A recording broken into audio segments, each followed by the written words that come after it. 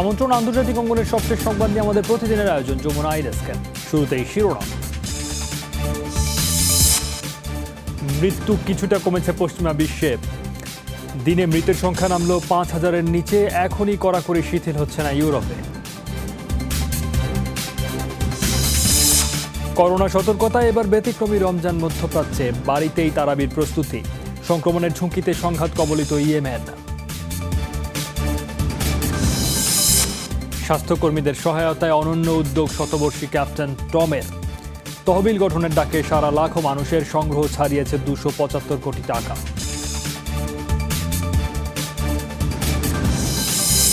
এসব খবরে বিস্তারিত সাথে আছে সৌমিত্র শুক্ল। দর্শক, পশ্চিমা বিশ্বে কিছুটা কমেছে করোনা ভাইরাসের ভয়াবহতা। ২৪ ঘন্টায় মৃত্যু নেমে এসেছে ৫,০০০-এর নিচে। গেল সপ্তাহ জুড়ে যা ছিল গড়ে ৭,০০০-এর মতো। পরিস্থিতির কিছুটা উন্নতি হলেও এখনই লকডাউন প্রত্যাহার বা নিষেধাজ্ঞা শিথিলের কথা ভাবছেন না ইউরোপীয় নেতারা। বিশ্বজুড়ে ১,৬৫,০০০ মানুষ মারা গেছেন কোভিড-১৯-এ। আক্রান্তের সংখ্যা ছাড়িয়েছে ২৪ লাখ। নতুন সংক্রমণ আর মৃত্যু দুটোই কমে এসেছে স্পেনে। প্রয়োজনীয়তা কমেছে হাসপাতালের বেডেরও। মাদ্রিদের অস্থায়ী এই হাসপাতালের একাংশ তাই বন্ধ হলো রোববার। ১ মাসের বেশি সময় রাত দিন কাজের চাপের পর বিষয়টি রীতিমতো নেচে গিয়ে উদযাপন করলেন ডাক্তার, নার্সরা। সে উদযাপনের সঙ্গী করোনামুক্ত হওয়া রোগীরাও। আক্রান্ত হওয়ার পর অক্সিজেন লাগিয়ে এই হাসপাতালে এসেছিলাম। চিকিৎসক নার্সদের সেবায় আজ পায়ে হেঁটে বাড়ি ফিরছি। পরিচ্ছন্নতা কর্মী থেকে ওয়ার্ডেন, মহামারী ক্লান্তি লগ্নে সবাই এক পরিবারের সদস্য। কয়েক হাজার করোনা আক্রান্তকে আমরা চিকিৎসা দিয়েছি। নির্দিষ্ট চিকিৎসা না থাকায় শুরুর দিকে খেই হারিয়ে ফেলেছিলাম, তবে এখন আবেগ আপ্লুত হয়ে পড়ছি সবাই। শুধু স্পেন নয়, ইউরোপের প্রায় সব দেশে উন্নতি হয়েছে পরিস্থিতির। ১ মাসের মধ্যে সবচেয়ে কম মৃত্যু দেখছে মহাদেশটি। নতুন করে কোভিড-১৯ সংক্রমণের হারও কমেছে গেল সপ্তাহের তুলনায়। এ অবস্থায় অনেক দেশে কড়াকড়ি শিথিলের দাবি উঠলেও প্রশাসন সতর্ক করেছে দুর্যোগ বিদায় হয়নি এখনো। রাজ্য সরকারগুলোর অনুরোধে ৯ মে পর্যন্ত বৃদ্ধি করা হলো লকডাউনের সময়সীমা। তবে ২৭ এপ্রিল থেকে বিধিনিষেধ কিছুটা শিথিল হবে। স্বাভাবিক জীবনে ফেরার যাত্রা ধীরগতি সম্পন্ন রাখার সিদ্ধান্ত নেওয়া হয়েছে, কারণ সর্বোচ্চ সাবধানতা অবলম্বন করেই অগ্রগতি চায় স্পেন। নিষেধাজ্ঞা কবে শিথিল হবে এ সিদ্ধান্ত জানতে অস্থির হয়ে উঠেছেন অনেক ব্রিটিশ। তাদের বলবো, সংকটময় মুহূর্তে শিক্ষা প্রতিষ্ঠান, অফিস আদালত খুলে দেওয়াটা হবে বড় বোকামি। কারণ নতুনভাবে সংক্রমণ, মৃত্যুহার বাড়বে না এমন গ্যারান্টি নেই কারো কাছেই। যুক্তরাষ্ট্রেও ধীরে ধীরে কমছে মৃত্যু। গেল সপ্তাহে যেখানে দিনে গড়ে মৃত্যু হয়েছে ২২০০-২৩০০ মানুষের, সেখানে ২৪ ঘন্টায় প্রাণহানি নেমেছে ১৫০০-এ। প্রথম দেশ হিসেবে যুক্তরাষ্ট্রে মৃতের সংখ্যা ৪০,০০০ ছাড়ালো। এপ্রিলের শুরু থেকে করোনা ভাইরাসে প্রতিদিন গড়ে ৭,০০০ মৃত্যু দেখেছে বিশ্ব। ৩ সপ্তাহে এই প্রথম একদিনের মৃত্যু হলো ৫,০০০-এর কম। মৌলি ইসলাম, যমুনা নিউজ। ভৌগোলিক অবস্থান ভেদে আর মাত্র ২ দিন পরই বিশ্বের নানা প্রান্তে শুরু হচ্ছে পবিত্র রমজান। রোজার প্রস্তুতিতে প্রতি বছর এই সময়টা সাজ সাজ রব থাকে মুসলিম বিশ্বে। করোনা সতর্কতায় এবার পুরো চিত্রই ভিন্ন। মসজিদে নেই বাড়তি প্রস্তুতি, এমনকি তারাবি নামাজ বাড়িতেই পড়তে হবে বেশিরভাগ দেশে। মধ্যপ্রাচ্যের মানুষ বলছেন, আগে কখনো এমন রমজান আসেনি পৃথিবীতে। রমজান এলেই ফাওয়ানিস নামে পরিচিত এ লণ্ঠনের চাহিদা বেড়ে যায় কায়রোতে। রাতে ইবাদতের সময় অল্প আলোর এ বাতি পছন্দ করেন মিশরীয়রা। কিন্তু এবার ফাওয়ানিসের বিক্রি নেই বললেই চলে। কেবল কায়রো নয়, মুসলিম অধ্যুষিত সব শহরেই এবার ব্যতিক্রমী চিত্র রমজানের প্রস্তুতিতে। পবিত্র মাস সামনে রেখে প্রতিবছর টুপি, আতর, পাঞ্জাবি, খেজুরের মতো সরঞ্জামের বিক্রি বাড়লেও লকডাউনের মধ্যে স্থবিরতা সবকিছুতেই। সবকিছুই তো বন্ধ। আল আকসা মসজিদ বন্ধ, অন্যান্য মসজিদও বন্ধ। আমার মনে হয় মুসলিম বিশ্বে এমন রমজান আগে কখনো আসেনি। এমন মহামারীর মধ্যে বেশি বেশি ইবাদত ও ক্ষমা প্রার্থনাই আমাদের বাঁচাতে পারে। ধৈর্য ধরা ছাড়া বিকল্প নেই। অবশ্য পণ্যের বিকিকিনি নিয়ে নয়, বিশ্বের 180 কোটি মুসলিম বেশি চিন্তিত পবিত্র মাসের ইবাদত নিয়ে। রোজা মানেই ইবাদত বন্দেগীতে সময় কাটানো, মসজিদেও তাই ভিড় থাকে বেশি। জামাতে নামাজ ও তারাবি আদায় করে বাড়তি সোয়াবের আশায় থাকেন মুসল্লিরা।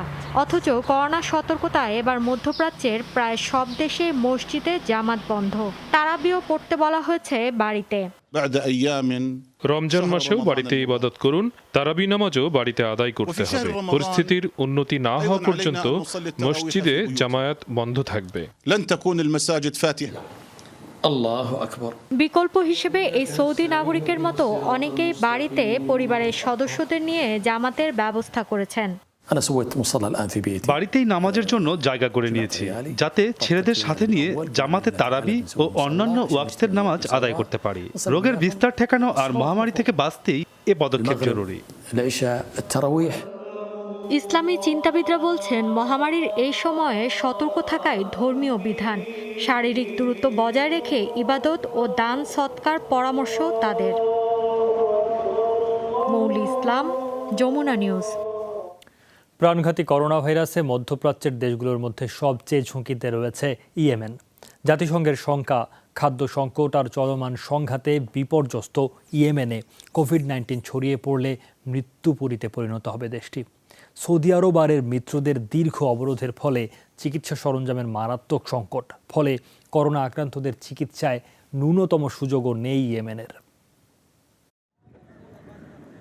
ইয়েমেনের রাজধানী সানার তাইজ এলাকায় এই একটি মাত্র হাসপাতাল, যেটিকে করোনা আক্রান্তদের চিকিৎসার জন্য ঘোষণা করা হয়েছে, অথচ এখনও ফাঁকা আইসোলেশন বিভাগ। করিডোরে এভাবে পড়ে আছে বেডসহ অন্যান্য চিকিৎসা সরঞ্জাম। একমাত্র ভেন্টিলেটরটিও অকার্যকর। এই ভেন্টিলেটরটি কাজ করে না, ফলে কোনো রোগী আসলেও তাকে চিকিৎসা দেওয়ার সুযোগ নেই। প্রায় এক দশকের টানা সংঘাতে বিপর্যস্ত ইয়েমেন। মধ্যপ্রাচ্যের দেশটিতে ভেঙে পড়েছে স্বাস্থ্যসহ প্রায় সব নাগরিক ও অবকাঠামোগত সুবিধা। প্রায় 2 সপ্তাহ আগে দেশটিতে প্রথম করোনাক্রান্ত রোগীর সন্ধান মেলে। এরপর থেকে দেশটির সরকার বিভিন্ন সতর্কতামূলক ব্যবস্থা নেওয়ার উদ্যোগ নিলেও বাস্তবে দেখা মিলছে ভিন্ন চিত্রের। মানা হচ্ছে না কোনো স্বাস্থ্য সতর্কতা, নেই শারীরিক দূরত্ব মানার কোনো চেষ্টাও। আমাদের কিছুই করার নেই। করোনা সন্দেহে যারা আসছেন তাদের চিকিৎসায় কোনো কেবিন তো দূরের কথা, ওয়ার্ডের ব্যবস্থাও করতে পারছি না। বাধ্য হয়ে অনেক রোগী বাথরুমে থাকছেন। সম্প্রতি অস্ত্রবিরতিতে সম্মত হয় ইয়েমেনের বিবদমান পক্ষগুলো, তবে যে কোনো মুহূর্তে তা ভেস্তে যাবার শঙ্কাও রয়েছে। এর পাশাপাশি সৌদি জোটের দীর্ঘ অবরোধের ফলে দেশটিতে স্বাভাবিক হয়নি পণ্য এবং ওষুধের জরুরি আমদানি, ফলে করোনার চিকিৎসা নিয়ে দেখা দিয়েছে ভয়াবহ সংকট। ইয়েমেনের বেশিরভাগ হাসপাতালগুলোতে প্রাথমিক চিকিৎসার ব্যবস্থাও নেই। সেখানে করোনা আক্রান্তদের চিকিৎসার তো প্রশ্নই ওঠে না। এ পরিস্থিতির দ্রুত পরিবর্তন না হলে মধ্যপ্রাচ্যে করোনা পরিস্থিতি সবচেয়ে খারাপ রূপ ধারণ করবে ইয়েমেনেই। 2011 সাল থেকে শুরু হওয়া ইয়েমেন সংঘাতে প্রাণ গেছে লক্ষাধিক মানুষের। দেশটিতে দেখা দিয়েছে ভয়াবহ খাদ্য সংকট। প্রায় 3 কোটি জনসংখ্যার দেশটিতে 80% মানুষকে নির্ভর করতে হয় ত্রাণ সহায়তার উপর। এই অবস্থায় দেশটিতে করোনা ভাইরাস বিস্তার করলে তা আরও ভয়াবহ পরিস্থিতি ডেকে আনবে বলে শঙ্কা সংশ্লিষ্টদের। মীর মুশফিক হাসান, যমুনা নিউজ। করোনা মোকাবেলার জন্য 275 কোটি টাকা তহবিল সংগ্রহ করে সারা বিশ্বকে চমকে দিয়েছেন ব্রিটেনের 100 বছর বয়সী এই বৃদ্ধ। কোমর ভেঙে শয্যাশায়ী সাবেক এই সেনা সদস্য স্বাস্থ্যকর্মীদের প্রতি সম্মান জানিয়ে 100 চক্কর দিয়েছেন বাড়ির বাগানে। তার এই প্রচেষ্টাকে সম্মান জানিয়ে অভূতপূর্ব সাড়া দিয়েছেন ব্রিটিশরা। তহবিলে অর্থ দিয়েছেন 10 লাখের বেশি মানুষ। এই টাকা খরচ হবে স্বাস্থ্যকর্মীদের জন্য। ঠিক 10 দিন পর 100 বছর পূর্ণ হবে তার। করোনার বিরুদ্ধে লড়াইয়ে এ বয়সেও কিছু করার তাগিদ দ্বিতীয় বিশ্বযুদ্ধের এ সৈনিকের। সংশয় ছিল, কোমর ভেঙে যার দিন কাটে বিছানায়, কী বা করতে পারেন তিনি। ব্রিটেনের স্বাস্থ্যকর্মীদের পাশে দাঁড়াতে ব্যতিক্রমী এক চ্যালেঞ্জ নেন ক্যাপ্টেন টম মুর। লক্ষ্য ঠিক করেন 30 এপ্রিল 100তম জন্মদিনের আগেই ওয়াকারের সহায়তা নিয়ে বাড়ির পেছনের বাগানে 100 চক্কর দেবেন। প্রথম 2 চক্কর দিতে খুবই কষ্ট হয়েছে, কিন্তু যখন ভাবলাম মহৎ লক্ষ্য নিয়ে কাজটি করছি, তখন আর থামার কথা ভাবিনি। বৃদ্ধ টম মুরের লক্ষ্য ছিল 1000 পাউন্ডের তহবিল সংগ্রহ। কিন্তু স্বাস্থ্যকর্মীদের সম্মানে শতবর্ষী বৃদ্ধের প্রচেষ্টা নাড়া দেয় পুরো ব্রিটেনকে। প্রথম দিনেই জমা পড়ে 12 মিলিয়ন পাউন্ডের বেশি।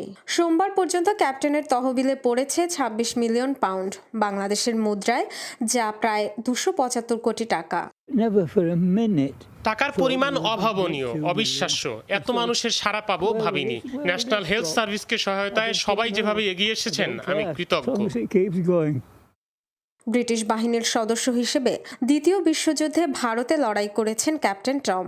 তবে বিশ্বযুদ্ধ নয়, ভাঙা কোমর নিয়ে হাঁটার দৃঢ় মনোবল রীতিমতো তারকার খ্যাতি দিয়েছে তাকে। অসাধারণ এক গল্প রচিত হলো। আমরা জানতাম তিনি একজন বিশেষ ব্যক্তি। ব্রিটেনের মানুষও তাকে হৃদয়ে জায়গা দিয়েছে। এ পর্যন্ত টম মুরের ডাকে সাড়া দিয়েছেন 10 লাখের বেশি মানুষ। সাধারণ মানুষ থেকে শুরু করে তারকা, সেনা সদস্য, এমনকি রাজ পরিবারেরও অনুদান জমা পড়েছে তার তহবিলে। এটা অবিশ্বাস্য। শতবর্ষী একজন ব্যক্তি যেভাবে এগিয়ে এসেছেন তা ভাষায় প্রকাশের মতো নয়। আমি তো বলবো তিনি একাই 100। তার শক্ত মনোবল এই মুহূর্তে হাজারো মানুষের অনুপ্রেরণার উৎস। এরই মধ্যে ক্যাপ্টেন টমের তহবিলের টাকা বিতরণ শুরু হয়েছে করোনা রোগীদের সেবায় নিয়োজিত স্বাস্থ্যকর্মীদের জন্য। সাবেক এ সেনা সদস্যের উদ্যোগকে বীরের মর্যাদা দিয়েছেন ব্রিটিশ আর্মিও। Dorothy Tasrin, Jamuna news. কানাডার নোভা স্কোশিয়া রাজ্যে পুলিশের ছদ্মবেশী এক বন্দুকধারী এলোপাতাড়ি গুলিতে কমপক্ষে 16 জন নিহত। রোববারের হামলায় বেশ কয়েকজন আহত হয়েছেন। এদের মধ্যে 3 জনের অবস্থা সংকটাপন্ন। ধারণা করা হচ্ছে বাড়বে মৃতের সংখ্যা। টানা 12 ঘন্টার পাল্টাপাল্টি বন্দুকযুদ্ধে প্রাণ হারান এক নারী পুলিশ কর্মকর্তা। নিরাপত্তা বাহিনীর অভিযানে বন্দুকধারীরও মৃত্যু হয়েছে। তাকে 51 বছর বয়সী কানাডিয়ান গ্যাব্রিয়েল ওর্টম্যান হিসেবে চিহ্নিত করেছে পুলিশ। অবশ্য হামলার কারণ সম্পর্কে এখনও সুনির্দিষ্ট কোনো তথ্য প্রকাশ করেনি কানাডা। পুলিশের পোশাক এবং অস্ত্র কিভাবে সংগ্রহ করল আততায়ী, বিষয়টি নিয়ে চলছে তদন্ত। কানাডায় ম্যাস শুটিংয়ের ঘটনা বেশ বিরল। শেষবার 2019 সালে 2 কিশোরের এলোপাতাড়ি গুলিতে প্রাণ হারান কমপক্ষে 3 জন। স্বীকৃত কার্যকরী ওষুধ না থাকলেও কোভিড-19 চিকিৎসায় বাড়ছে অ্যান্টি ম্যালেরিয়ার ওষুধের ব্যবহার। সংক্রমণ বেড়ে যাওয়ায় বিশ্বজুড়ে চাহিদাও বেড়েছে বহুগুণ। সেই তুলনায় যোগান বেশ কম। এই সুযোগ কাজে লাগাতে চাইছে হাইড্রক্সিক্লোরোকুইনের অন্যতম শীর্ষ উৎপাদক ভারত। ওষুধটিকে কূটনীতির হাতিয়ার হিসেবে ব্যবহার করছে দেশটি। ওষুধ শিল্পে বিশ্বের তৃতীয় অবস্থানকারী ভারত জেনেরিক ড্রাগসের সবচেয়ে বড় উৎপাদক। বিশ্বের 2 শতাধিক দেশে ওষুধ রফতানি করে দেশটি। এর মধ্যে হাইড্রক্সিক্লোরোকুইন রফতানি করে প্রায় $50 মিলিয়ন। বর্তমান পরিস্থিতিতে এর চাহিদা বহুগুণ বেড়ে যাওয়ায় উৎপাদন বাড়ানোর ঘোষণা দিয়েছে ভারত। অভ্যন্তরীণ যে চাহিদা সেটা সামাল দিতে আমরা হিমশিম খাচ্ছি। তার উপর রফতানি বাড়ানোর চাপ রয়েছেই। তাই বিশ্বজুড়ে যে পরিস্থিতি দাঁড়িয়েছে তাতে আমাদের হাইড্রক্সিক্লোরোকুইনের উৎপাদন বাড়ানো ছাড়া কোনো উপায় নেই। তবে যা কাঁচামাল রয়েছে তাতে উৎপাদন বাড়াতে আমাদের কোনো সমস্যা হবে না। আগামী 1 মাসের মধ্যে 70 মেট্রিক টন কাঁচামাল মজুদের টার্গেট নিয়েছে ভারত, যা ব্যবহার করে 200 মিলিগ্রামের 35 কোটি হাইড্রক্সিক্লোরোকুইন ট্যাবলেট উৎপাদন সম্ভব। করোনা মহামারী পরিস্থিতিতে গত মাসের শেষের দিকে ওষুধ রফতানি বন্ধের ঘোষণা দিলেও পরে সে সিদ্ধান্ত থেকে সরে আসে দেশটি। অভ্যন্তরীণ চাহিদা মিটিয়ে প্রায় 25 কোটি হাইড্রক্সিক্লোরোকুইন ট্যাবলেট রফতানির সিদ্ধান্ত নয়াদিল্লির। কেবল ব্যবসায়িক উদ্দেশ্যে নয়, মানবিক কারণেও বেশ কয়েকটি দেশে হাইড্রক্সিক্লোরোকুইন সরবরাহ করা হবে। এর মধ্যে সার্কভুক্ত প্রতিবেশী দেশগুলো সহ আছে দক্ষিণ আমেরিকা, আফ্রিকার বেশ কয়েকটি রাষ্ট্র। ভারতের ক্লোরোকুইন রফতানির সিদ্ধান্তকে কূটনৈতিক কৌশল হিসেবেও দেখছেন অনেকে। বিশেষ করে দেশটির ওষুধ রফতানি বন্ধের ঘোষণায় রীতিমতো শোধ তোলার হুমকি দেয়া ডোনাল্ড ট্রাম্পও সুর নরম করেছেন নয়াদিল্লির সিদ্ধান্ত বদলের সাথে সাথেই। এদিকে অ্যান্টিভাইরাল ড্রাগ অ্যাভিগানের উৎপাদন বাড়িয়েছে জাপান। করোনা ভাইরাসের সংক্রমণ মোকাবেলায় এটির কার্যকারিতা আছে বলে দাবি অনেকেরই। অন্য কোনো দেশে অ্যাভিগান উৎপাদন ও রফতানির অনুমতি না দিলেও 20 দেশে বিনামূল্যে ওষুধ সরবরাহের ঘোষণা দিয়েছে জাপান সরকার। Dorothy Tasrin, Jamuna news. মানুষকে ঘরে রাখার কৌশল হিসেবে এবার ভারতের নয়াদিল্লির রাস্তায় দেখা মিলছে ছদ্মবেশী যমরাজের। করোনা সতর্কতার অংশ হিসেবে রাস্তায় নামা মানুষকে ভয় দেখাচ্ছেন যমরাজ সাজা ব্যক্তি। মৃত্যুর দুধ সেজে কৃত্রিম যমরাজ সবাইকে মনে করিয়ে দিচ্ছেন করোনার ভয়াবহতা আর শেষ পরিণতির কথা।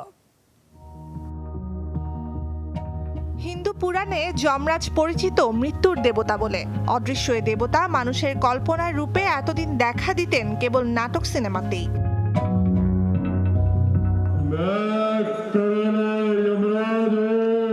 ন্যায়ের প্রতীক হিসেবেও পরিচিত যমরাজ। তাই কলির যুগে যমরাজ সেজেই করোনা মহামারীর কালে মানুষকে ঘরে রাখার চেষ্টা এই ব্যক্তির। তাকে দেখা যাচ্ছে দিল্লির বিভিন্ন রাস্তায়। সাধারণের প্রতি তার বার্তা, মহামারী থেকে বাঁচতে ঘরে থাকুন, কথা না শুনলে প্রাণ নেবে যমরাজ।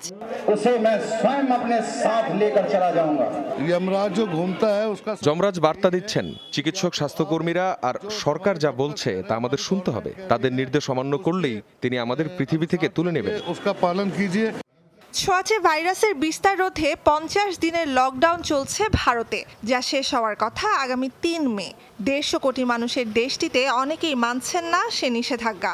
দুদিন আগেই তামিলনাড়ুতে একটি মৃত ষাঁড়ের সৎকার অনুষ্ঠানে অংশ নেন কয়েকশো ভারতীয়। এর আগে গ্রামবাসীদের অপ্রয়োজনে বাড়ির বাইরে বের হওয়া বন্ধে ইন্দোনেশিয়ার একদল স্বেচ্ছাসেবীর ভূত সেজে রাতের অন্ধকারে টহল দেওয়ার ব্যতিক্রমী চেষ্টা ভাইরাল হয় অনলাইনে। নুজহাত কামাল, যমুনা নিউজ। আফগানিস্তানের প্রেসিডেন্সিয়াল প্যালেসে কমপক্ষে 40 জন করোনা ভাইরাস সংক্রমণের শিকার। রোববার যুক্তরাষ্ট্রের শীর্ষস্থানীয় গণমাধ্যম নিউ ইয়র্ক টাইমস জানিয়েছে এই তথ্য।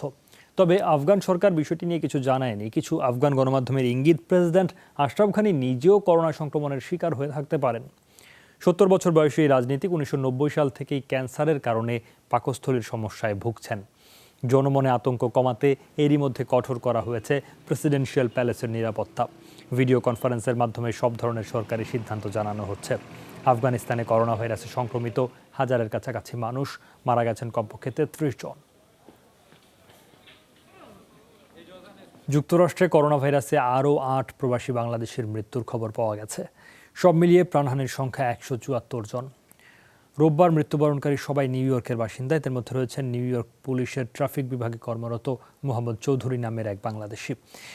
তার বয়স হয়েছিল 60 বছর। তিনি নগরীর বড় সেকশন কমান্ডারের দায়িত্বে ছিলেন। পরিবার জানায় 3 সপ্তাহ ধরে করোনা ভাইরাসে আক্রান্ত হয়ে কুইন্স জেনারেল হাসপাতালে চিকিৎসাধীন ছিলেন মোহাম্মদ চৌধুরী। এছাড়া জ্যামাইকা হাসপাতালে মারা গেছেন বাংলাদেশ বিমানের সাবেক কর্মকর্তা মোহাম্মদ আলী। যুক্তরাষ্ট্রে করোনা ভাইরাসে মৃত্যুবরণকারী প্রবাসী বাংলাদেশিদের মধ্যে 158 জনই নিউ ইয়র্কের। এদিকে সিঙ্গাপুরে 24 ঘন্টায় আরও 321 বাংলাদেশি শ্রমিকের শরীরে মিলল করোনা ভাইরাস। এর ফলে দেশটিতে কোভিড-19 পজিটিভ বাংলাদেশির সংখ্যা বেড়ে দাঁড়ালো 3000-এর কাছাকাছি। এদের মধ্যে কেউই গুরুতর অসুস্থ নন, তবে কারো কারো শরীরে দেখা দিয়েছে করোনা ভাইরাসের উপসর্গ। দেশটির স্বাস্থ্য মন্ত্রণালয় জানিয়েছে, নতুন শনাক্ত 596 করোনা সংক্রমিতের মধ্যে মাত্র 23 জন সিঙ্গাপুরের নাগরিক, বাকিরা সবাই বিদেশি শ্রমিক।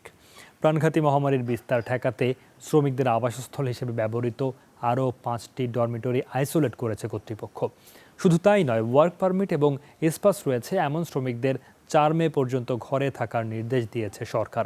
সিঙ্গাপুরে করোনা ভাইরাসে আক্রান্তদের মধ্যে 40 ভাগই বাংলাদেশি শ্রমিক। দেশটিতে এ পর্যন্ত মারা গেছেন 11 জন। প্রাণঘাতী করোনা ভাইরাসে আক্রান্ত এবং প্রাণহানি বাড়ছে আয়ারল্যান্ডেও। ফলে শঙ্কা আর আতঙ্কে সেখানকার প্রবাসীরা। বাণিজ্যিক প্রতিষ্ঠান বন্ধ হয়ে যাওয়ায় বিপাকে পড়েছেন অঞ্চলটিতে বসবাসরত বাংলাদেশিরা। এদিকে দূতাবাস সহ প্রবাসী কমিউনিটিগুলোর কাছে সহায়তা কামনা করেছেন স্পেন ও ইতালি প্রবাসীরা। বিশ্বের অন্যান্য অঞ্চলের মতো প্রাণঘাতী করোনা ভাইরাসে বিপর্যস্ত আয়ারল্যান্ড। প্রায় 12,000-এর বেশি বাংলাদেশির বসবাস এখানে। টানা লকডাউনে সংকটে পড়েছেন তারাও।